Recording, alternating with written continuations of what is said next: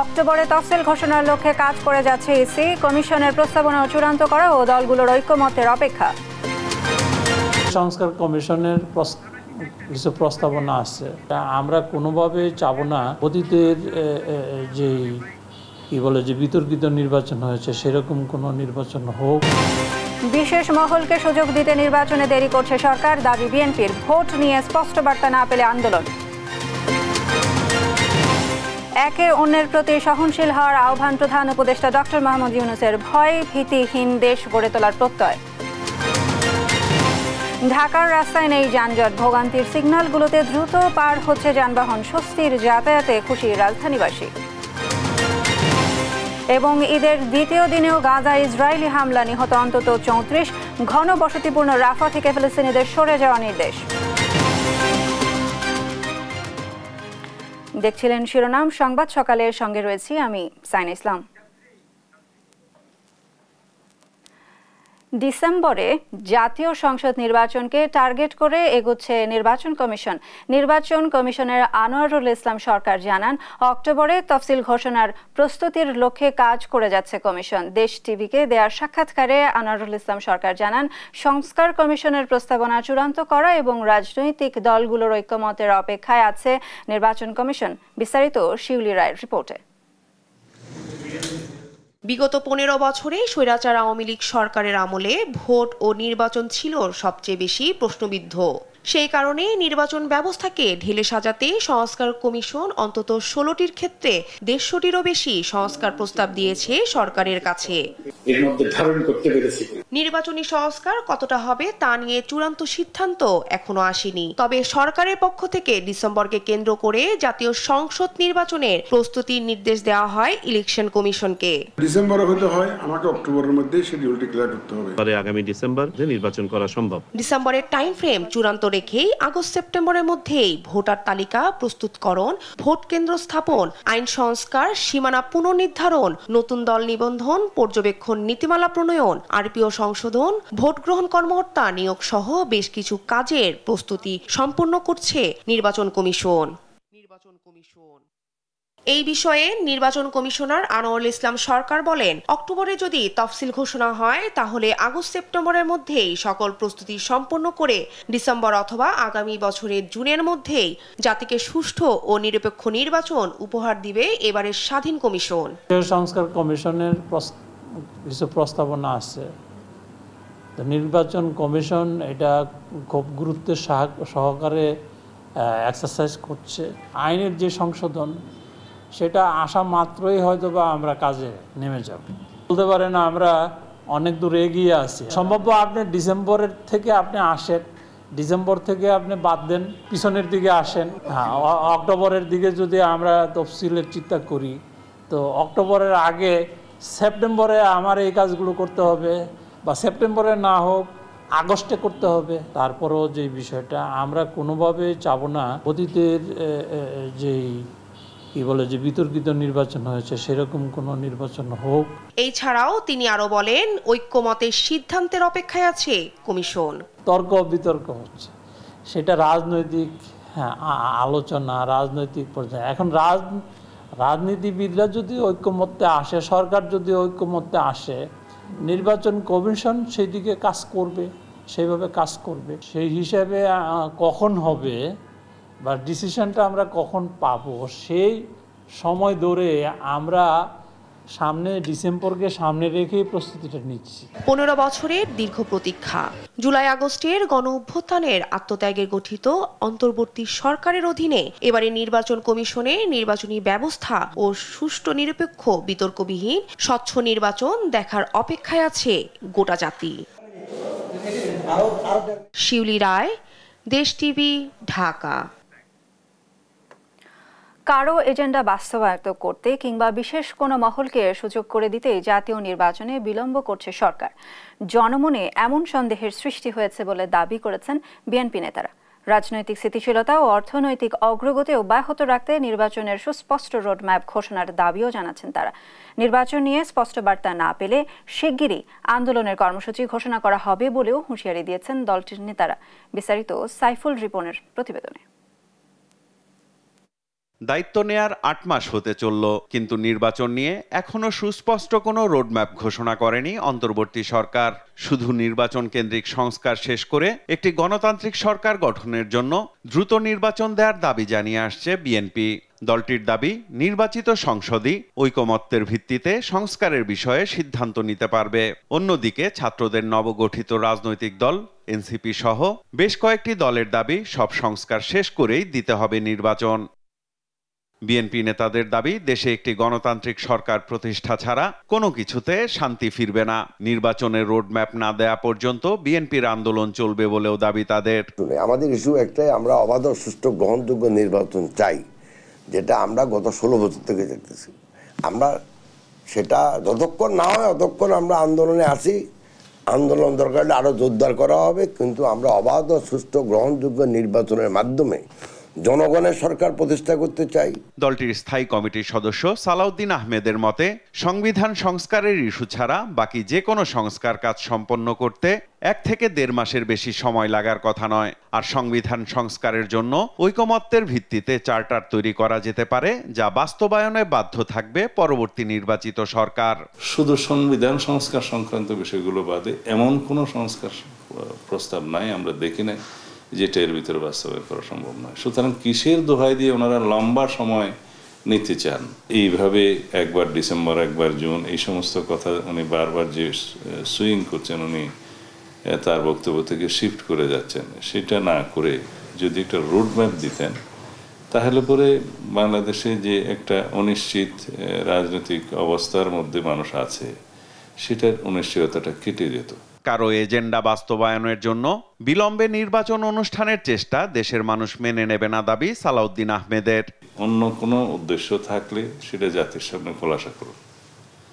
কাউকে যদি কারো এজেন্ডা বাস্তবায়নের জন্য, কাউকে অতিরিক্ত সুবিধা দেওয়ার জন্য বা কোনো দলকে অর্গানাইজ হওয়ার সুযোগ দেওয়ার জন্য যদি আন্দাজে বলা হয় যে ডিসেম্বর অথবা জুন, সেটা আমরা মেনে নেব না, জাতি মেনে নেবে না। অবিলম্বের নির্বাচনের রোডম্যাপ ঘোষণার দাবি করে বিএনপির স্থায়ী কমিটির এই প্রভাবশালী সদস্য জানান, বিএনপি অন্তর্বর্তী সরকারকে সহযোগিতা করতে চায়। দেশের স্বার্থে সরকার যেন সেই সহযোগিতা গ্রহণ করে, সে দায়িত্ব সরকারেরই। আমরা সরকারকে সহযোগিতা করতে চাই জনগণের স্বার্থে, দেশের স্বার্থে, কিন্তু সরকার যেন সেই সহযোগিতাটা নেয়, সেটা সরকারের দায়িত্ব। সাইফুল রিপন, দেশ টিভি, ঢাকা। ঈদের ছুটিতে রাজধানী ঢাকা যেন বদলে ফেলেছে তার চিরচেনা রূপ। সকাল থেকে ব্যস্ত রাজধানীর রাজপথ থেকে অলিগলি সবই প্রায় ফাঁকা। রাস্তার মাঝে মধ্যে কয়েকটি বাস দেখা গেলেও গণপরিবহনের সংকট রয়েছে। যানবাহন কম থাকায় অতিরিক্ত ভাড়া গুনতে হচ্ছে যাত্রীদের। গণপরিবহন কম থাকায় ফাঁকা ঢাকায় দৌড়াতো এখন সিএনজি, অটোরিকশা ও ব্যাটারি চালিত রিকশার। অলিগলি থেকে শুরু করে সর্বত্র চোখে পড়ছে অটোরিকশা ও সিএনজি। সড়কগুলোতে অটোরিকশা ও সিএনজির বেপরোয়া গতিতে ছুটছেন চলেছে।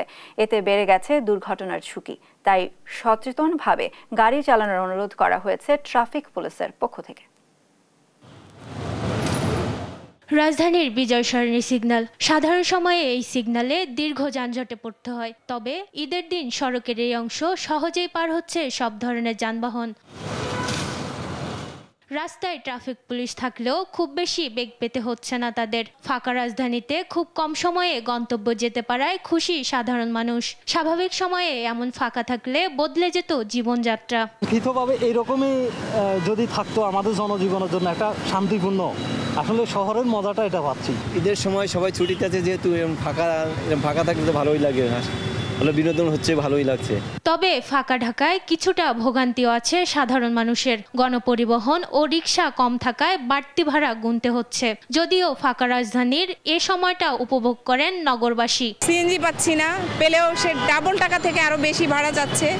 রিকশাও একই অবস্থা, দূরে কোথাও রিকশা যাচ্ছে না, সিএনজি নিয়ে যাইতে বাধ্য হচ্ছি। রিকশা, উবার চালক, গণপরিবহনে যাত্রী কম থাকায় কমেছে আয়ও। তবে ঈদের এই সময়টা যানজট না থাকায় স্বস্তিতে তারাও। রাস্তা হলো ফাঁকা, যানজট কম, পিছনদারও কম, কিন্তু গাড়ি চলে মজা আছে। আজকের অনেক ফাঁকা, কিন্তু লোকজন কম, খুবই কম।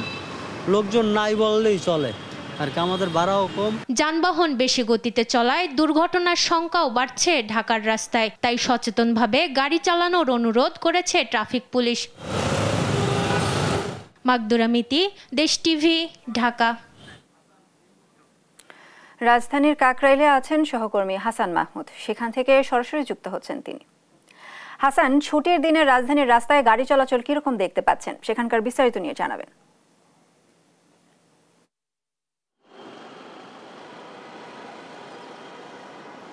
শাহিনা, আপনাকে ধন্যবাদ। যেমনটা বলছিলেন যে আমরা এই মুহূর্তে কাকরাইলে আসছি, যেখানে সবচেয়ে ব্যস্ত যেসব মোড় রয়েছে সেগুলোর মধ্যে কিন্তু অন্যতম একটি। এখানে এই মুহূর্তে আমরা যেটি দেখছি যে আসলে সেরকম কোনো যানবাহন দেখা যাচ্ছে না, এবং প্রচুর পরিমাণে যেসব যানবাহন থাকে স্বাভাবিক সময়ে এখানে কিন্তু একটা সিগন্যাল পার হতে অনেক সময় লেগে যেত, সেটি কিন্তু এখন পর্যন্ত দেখা যাচ্ছে না। মোটামুটি পুরো ঢাকা শহর যেরকম ফাঁকা, তারই কিন্তু একটা চিত্র আমরা এখানে দেখতে পাচ্ছি। এবং খুব বেশি ট্রাফিক পুলিশ যারা রয়েছেন তারা কিন্তু খুব বেশি দায়িত্ব পালন করতে হচ্ছে না, তারা কিন্তু নিজ নিজ অবস্থান থেকেই অবস্থান করছেন এবং রাস্তায় ঠিক তাদেরকে সেভাবে দেখা যাচ্ছে না। তবে আইন শৃঙ্খলা রক্ষার জন্য যেসব পুলিশ দায়িত্বে রয়েছেন তারা কিন্তু বিভিন্ন জায়গায় টহল দিচ্ছেন, এবং কোনো ধরনের যাতে অপ্রীতিকর পরিস্থিতি না তৈরি হয় সে ব্যাপারে কিন্তু আমরা দেখছি যে সেখানেও পুলিশের পক্ষ থেকে সতর্কতামূলক ব্যবস্থা নেওয়া হয়েছে।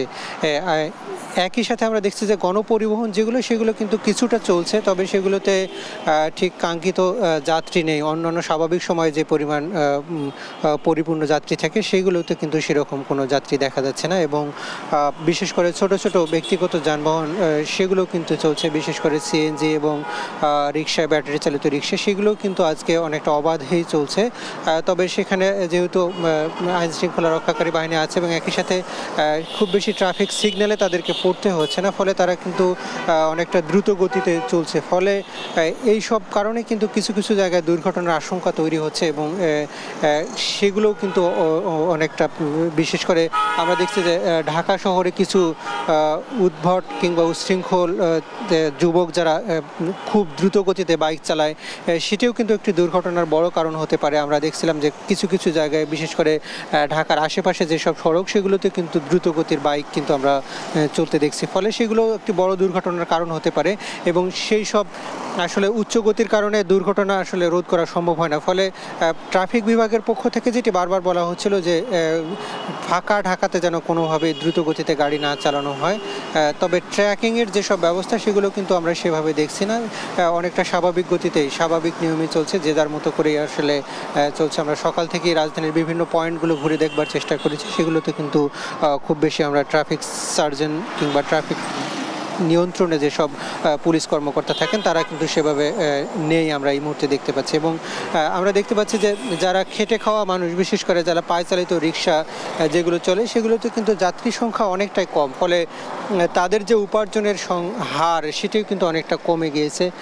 একই সাথে যারা সাধারণ যাত্রী বা সাধারণ পথচারী যারা ছোটোখাটো জায়গায় যাচ্ছেন, অর্থাৎ রিক্সা যোগে যাদের যাওয়া দরকার, তাদেরও কিন্তু একটি অভিযোগ হচ্ছে যে ফাঁকা রাজধানীতে রিক্সার সংখ্যা কম হওয়া আসলে তারা অনেক সময় বাড়তি ভাড়া গুনতে হচ্ছে এবং সেখানে কিন্তু কিছুটা বেশি খরচ হচ্ছে তাদের। তবে যেহেতু রাজধানীতে আসলে ঢাকার যে স্বাভাবিক চিত্র সেটি নেই এবং পুরোটাই ফাঁকা, এবং গাড়ি ঘোড়ার সংখ্যাটাও অনেকটা কম, এবং পুরো রাস্তাতে কিন্তু গাড়ির যে যানের সংখ্যা সেটিও কিন্তু অনেক কম, ফলে বাতাসের যে কোয়ালিটি সেটি কিন্তু অনেকটা ইমপ্রুভ করেছে। এবং আমরা দেখেছিলাম যে গত কয়েকদিন ধরেই কিন্তু ঢাকা শহরের অবস্থান এয়ার কোয়ালিটির দিক থেকে সবার উপরে, অর্থাৎ নিম্ন এয়ার কোয়ালিটির দিক থেকে সবার উপরে ছিল, সেটি কিন্তু অনেকটা কমে গিয়েছে আজকে।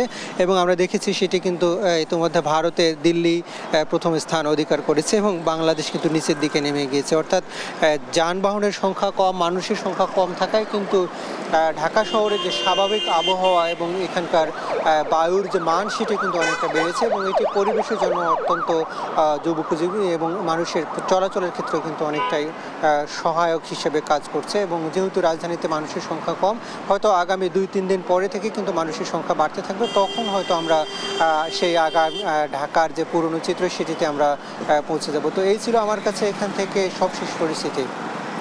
ধন্যবাদ হাসান আপনাকে। রাজধানীর কাকরাইল থেকে সড়ক পরিস্থিতি নিয়ে যুক্ত ছিলেন সহকর্মী হাসান মাহমুদ।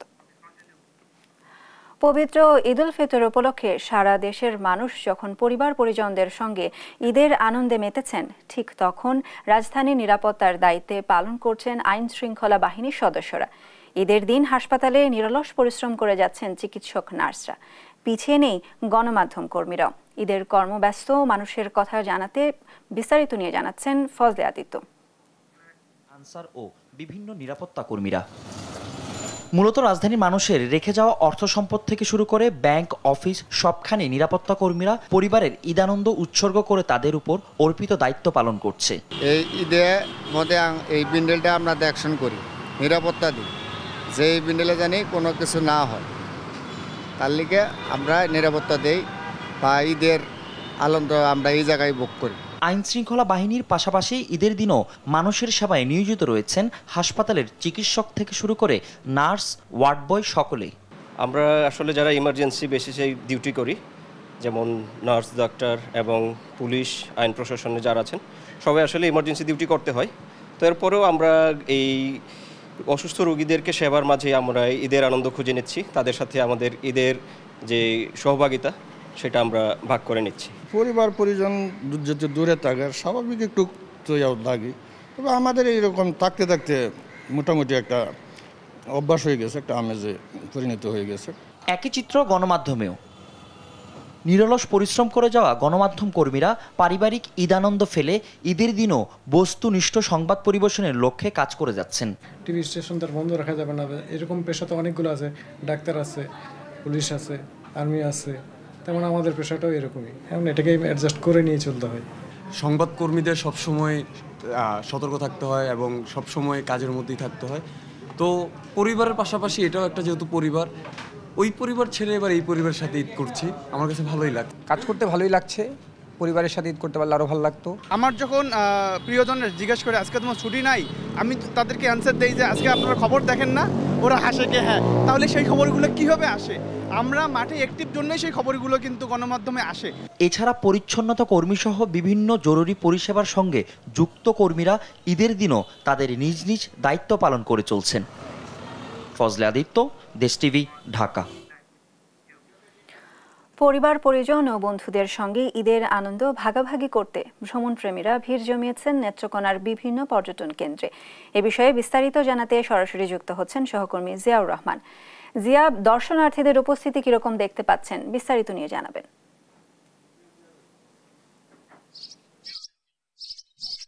শাইনা, আমি যদি আপনাকে নেত্রকোনা জেলার যে বিভিন্ন পর্যটন স্পটগুলো রয়েছে সেই সব পর্যটন স্পটে কিন্তু এই ঈদ উপলক্ষে বিশেষ করে যারা বাড়ি ফিরেছেন তারা পরিবারের সদস্যদের নিয়ে নেত্রকোনা জেলার এসব পর্যটন স্পটগুলোতে তারা কিন্তু পরিবারের সদস্যদের নিয়ে তারা প্রতিদিনই ভিড় করছেন। বিশেষ করে ঈদের দিন বিকেলে গতকালকে কিন্তু হাজারো মানুষ এসব পর্যটন কেন্দ্রে তারা ভিড় জমিয়েছিলেন।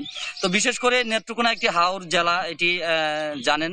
তো এই হাওড় জেলার যে গ্রামীণ যে পর্যটন স্পটগুলো সেগুলোর মধ্যে আমি এখন যে জায়গাটিতে দাঁড়িয়ে আছি সেটি যদি একটু দেখাতে চাই, এটি হচ্ছে নেত্রকোনার কেন্দুয়া উপজেলার কেন্দুয়া মদন যে সড়ক, সেই সড়কের পাশেই এখানে কিন্তু তিনটি নদীর মোহনা একত্রিত হয়েছে এবং এই ত্রিনদীর যে মোহনা, এই মোহনায় কিন্তু একটি পর্যটন এলাকা হিসেবে গড়ে উঠেছে ইতিমধ্যেই। তবে যদিও এটিকে সরকারিভাবে কিন্তু পর্যটন কেন্দ্র হিসেবে স্বীকৃতি দেওয়া হয়নি। এখানে ঈদ উপলক্ষে কিন্তু হাজারো মানুষের ভিড় এখানে জমে। বিশেষ করে সকালে উপস্থিতি একটু কম থাকলেও দুপুরের পর ধীরে ধীরে কিন্তু এখানে শত শত লোকজন তাদের পরিবারের সদস্যদের নিয়ে তারা কিন্তু এই পর্যটন কেন্দ্রে এসে তারা তাদের যে চিত্ত বিনোদন, সেই বিনোদন তারা উপভোগ করেন পরিবারের সদস্যদের নিয়ে। তো আমি যদি একটু আপনাদেরকে জানাতে চাই যে এই নেত্রকোনা জেলার বিশেষ করে অন্তত এরকম 15টির মতো পর্যটন স্পট কিন্তু রয়েছে। তো এসব পর্যটন স্পটের মধ্যে উল্লেখযোগ্য হলো নেত্রকোনা সীমান্তবর্তী গারো পাহাড়, সাদামাটির পাহাড়, সেই সব এলাকায় কিন্তু প্রতিনিয়তই মানুষজন ভিড় করছেন ঈদ আনন্দ উপভোগ করার জন্য। পাশাপাশি নেত্রকোনার যে 10টি উপজেলা রয়েছে সেই 10টি উপজেলার মধ্যে একটি হাওর উপজেলা মদন, সেখানে কিন্তু উচিতপুর নামে একটি জায়গা রয়েছে, সেখানেও দর্শনার্থীরা কিন্তু তারা ভিড় করছেন। তো এই যে নেত্রকোনার যে পর্যটন স্পটগুলো রয়েছে এইসব স্পটে গিয়ে আমরা দর্শনার্থীদের সঙ্গে কথা বলে যেসব বিষয় জানতে পেরেছি যে এইসব স্পটে কিন্তু পর্যাপ্ত সুযোগ সুবিধার অভাব তারা অনুভব করেন। বিশেষ করে যাতায়াত ব্যবস্থার একেবারে বেহাল দশা। পাশাপাশি হোটেল মোটেল তেমন নেই। তো এইসব প্রয়োজনীয় সুযোগ সুবিধা বৃদ্ধি করে যদি এই পর্যটন কেন্দ্রগুলোকে আরো উপযোগী করে তোলা হয় তাহলে কিন্তু এখানে সরকার যেমন রাজস্ব পাবে তেমনি কিন্তু সেখানে দর্শনার্থীর সংখ্যা আরো বাড়বে। তো এই ছিল আমার কাছে ঈদ উল ফিতর উপলক্ষে নেত্রকোনার যে পর্যটন কেন্দ্রগুলোতে দর্শনার্থীদের যে আনাগোনা সেসব বিষয়ের সর্বশেষ পরিস্থিতি। ধন্যবাদ জিয়া আপনাকে। নেত্রকোনা থেকে দর্শনার্থীদের উপস্থিতির বিস্তারিত নিয়ে জানাচ্ছিলেন সহকর্মী জিয়াউর রহমান।